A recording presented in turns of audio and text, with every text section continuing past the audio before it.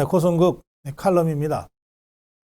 내포의 심화, 외연의 확대인데, 이게 이제 좀 철학적 용어인데, 내포라고 하는 것은 보면 우리 내부의 어떤 이 내적 공동체성이라고 생각하시면 되고, 외연이라고 하는 것은 우리를 전제로 했을 때 우리가 아닌 다른 바깥으로의 확대를 외연이라고 하는 겁니다. 통상 이 정치판이 선거만 다가오면 외연 확대를 강조하고 외연 확대에 주력하게 됩니다. 그게 표가 될 줄 알고. 그런데 이 외연 확대에 무분별하게 뛰어드는 순간 내포의 심화가 아니라 내포의 외소화가 진행됩니다. 우리 내용 자체가 쪼그라들면서 외연 확대도 잘 안 되는 이런 잘못을 범할 수 있습니다. 자, 2020년 3년 전 총선 때 우리가 그런 바보 같은 잘못을 저질렀습니다. 보십시오. 그때 황교안 지도부가 외연 확대라고 하는 것을 강조하면서 뭐 중도니 어쩌니 저쩌니 통합이니 강조하면서 뭘 했냐? 한편으로는 유승민 세력과 손잡고 한편으로는 안철수 세력과 손잡았어요. 그래서 양쪽에다가 각각 30개, 40개 가까운 지역구에 공천권을 줘버렸어요. 이 사람들이 일제히 낙하산을 타고 경선도 거치지 않고 유승민 세력, 안철수 세력이 공천을 받아서 내려왔어요.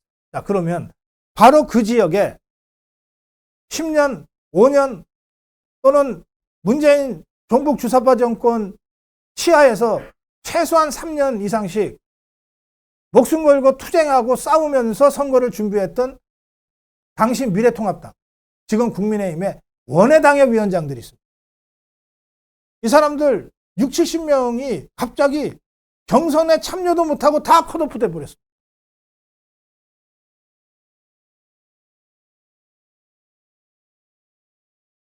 그때 저는 이 경선에 참여도 못하고 컷오프된 수십 년 이 원로당원,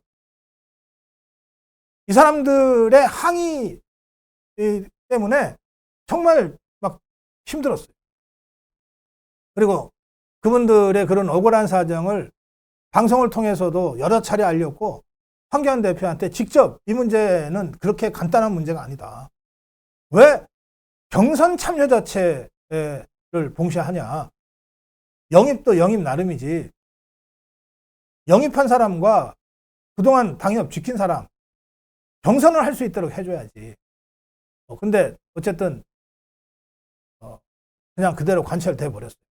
그래서 3년 전에 황교안 지도부는 결국은 내포의 심화 확대 발전이 아니라 내포를 완전히 쪼그라들게 만들고 결과적으로 외연의 확장에도 실패해버립니다. 선거는 이겨야 의미가 있어요. 그런데 수십 년, 수년간 그 지역에서 종북 주사파 정권 문재인과 목숨 걸고 싸우면서 지역구 관리를 했던 사람이 어느 날 갑자기 댕강 잘려서 경선에 참여도 못하는데, 그럼 이 사람이 새로 낙하산 타고 온 유승민이 똘마니, 안철수 똘마니를 도와줄 수가 있습니까? 도와줄 수 있겠어요?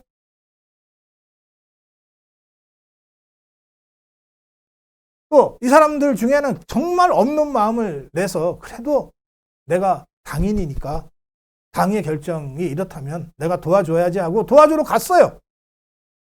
거의 대부분이 어떤 대접을 받았냐? 아예 당신 필요 없어. 아예 당신 같은 이 라떼는 우리 쪽에 도움이 안 돼. 당신 같은 구구 때문에 이게 될 선거도 안 돼. 좀 비켜. 그래서 한 표를 더 모아도 될까 말까 한 선거에 우리 미래통합당 국민의힘의 오랜 이 자산들이 거의 제대로 활용되지 못하고 선거가 치러진 거예요. 당장 황교안 대표의 종로 선거까지 그러지 않았습니까? 거기에 얼마나 많은 사람들이 도와주겠다고 갔어요. 그런데 사무실에 너무 나이 많은 사람들이 죽치고 앉아있는 것 같다고 하는 식으로 해서 사무실에서 쫓겨나기까지 했지 않습니까?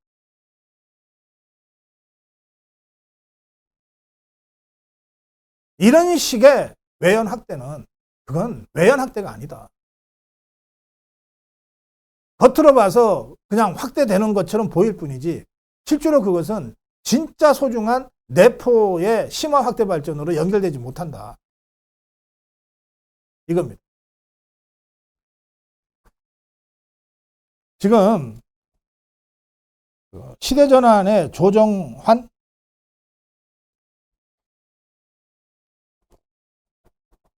하고 뭐 합당한다는 얘기가 있습니다. 합당한다는 얘기. 조정훈. 예. 그런데 조정훈이 지금 하는 말이 이렇습니다.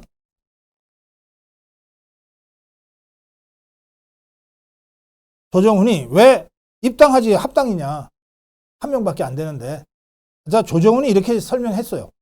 기자한테. 제가 입당을 하면 의원직 상실 등의 법적 문제가 있어 합당을 추진하는 겁니다. 조정훈이 국회의원 자리 하나 7개월 동안 더 보존시켜 주려고 115석의 국민의힘이 한 석짜리 시대전환하고 합당을 해야 됩니까? 이게 외연 확대예요?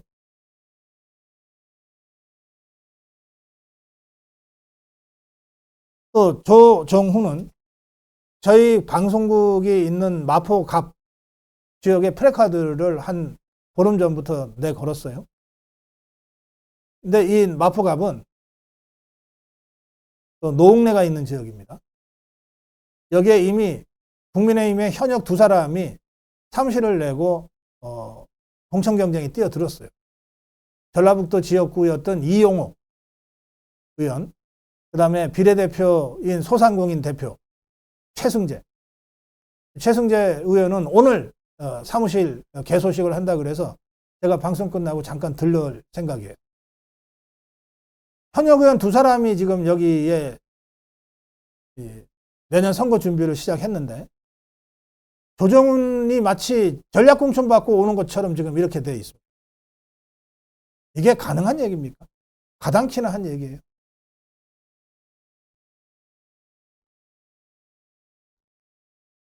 이 조정훈은 초선 의원입니다. 비례 초선이에요. 그동안 탈당 당적 바꾼 게 4차례입니다.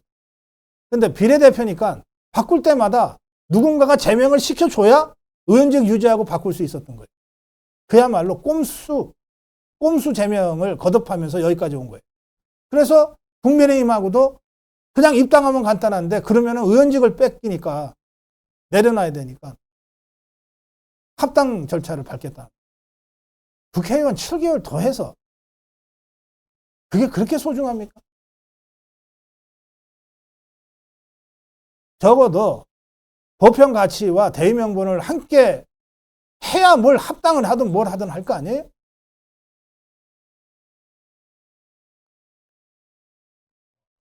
조정훈이라는 사람, 김건희 특검법 때 강력한 반대를 하고 우리 자유우파 입장에서 아유 야당에도 저런 사람이 있으니까 참 얼마나 다행인지 모르겠다고 하는 평가를 받은 사람이긴 하지만 그런 사람이라고 해서 이런 식으로 오고 싶으면 누구나 다 올 수 있고 다 낙하산 태워준다. 이게 당입니까?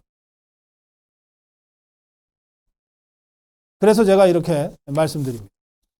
앞으로 선거 다가오면서 이런저런한 외부 영입이 계속 될 것 같은데 그리고 지금 이 상황을 국민의힘 지도부는 뭐 무슨 대단히 무슨 큰 거 한 건 한 것처럼 이렇게 지금 알리고 있는 것 같은데 그거 아니다. 조정훈의 그 플래카드는 이렇게 되어 있습니다. 좌도 우도 아닌 앞으로 이렇게 되어 있어요. 제가 한 번 얘기한 적이 있죠. 세상에 완전한 수평은 없어요. 우리 지구는 23.5도 기울어져 있어요. 오른쪽으로. 그래서 우리가 우리 자전 궤도를 유지하면서 태양을 중심으로 공전하는 겁니다. 우리 공전계도 원이 아닙니다. 타원이에요. 순수한 중간, 순수한 균형이라고 하는 건 현실적으로 존재하지 않아요. 좌도 우도 아닌 앞으로가 아니라 우리는 우쪽으로 가면서 앞으로 가야 돼요. 그게 현실이에요. 자유우파 진영의 재정비가 먼저 있어야 됩니다. 외연 얘기를 하려면, 외연 확장 얘기를 하려면 외연의 확장이 내포의 심화 발전으로 연결되는 외연 확장이어야 되거든요. 그러려면 자유우파 전체의 진영 재편을 먼저 이루어내야 돼요. 국민의힘 지도부한테 묻습니다. 정광훈 목사와 자유마을과 자유통일당에 대해서는 어떤 입장입니까? 같이 할 겁니까? 따로 할 겁니까? 고영주 대표가 이끄는 자유민주당에 대해서는 어떤 입장입니까? 같이 갈 겁니까? 따로 갈 겁니까? 조원진 대표가 이끄는 우리공화당에 대해서는 어떤 입장입니까? 같이 갈 겁니까? 따로 갈 겁니까? 광화문 국민혁명을 일으킨, 그래서 마침내 문재인 종북 주사파 정권을 종식시킨 우리 태극기 애국 세력들과는 같이 갈 겁니까? 따로 갈 겁니까? 이 핵심적으로 중요한 문제에 대해서는 단 한마디 제대로 된 대답도 하지 않고 시대전환, 그게 뭐라고 합당을 하니 어쩌니 그러고 있어요. 정작 중요한 핵심적인 문제에 대해서는 어떤 비전도 어떤 해법도 내놓지 않으면서, 그래 시대전환에 조정훈이 하나가 아쉬워서 합당을 한다고요? 또 꼼수로 합당을 해준다고요? 그리고 현역 의원 두 사람이 이미 출전하고 있는 이 지역에 전략공천 주겠다고요? 그러면 이제 국민의힘 공천 받으려면 좌파 쪽에 가서 활동해야 되는 겁니까? 고생하면서 종북주사파와 싸울 필요가 없잖아요. 맨날 손절이나 당하고 막상 선거 때 공천 때는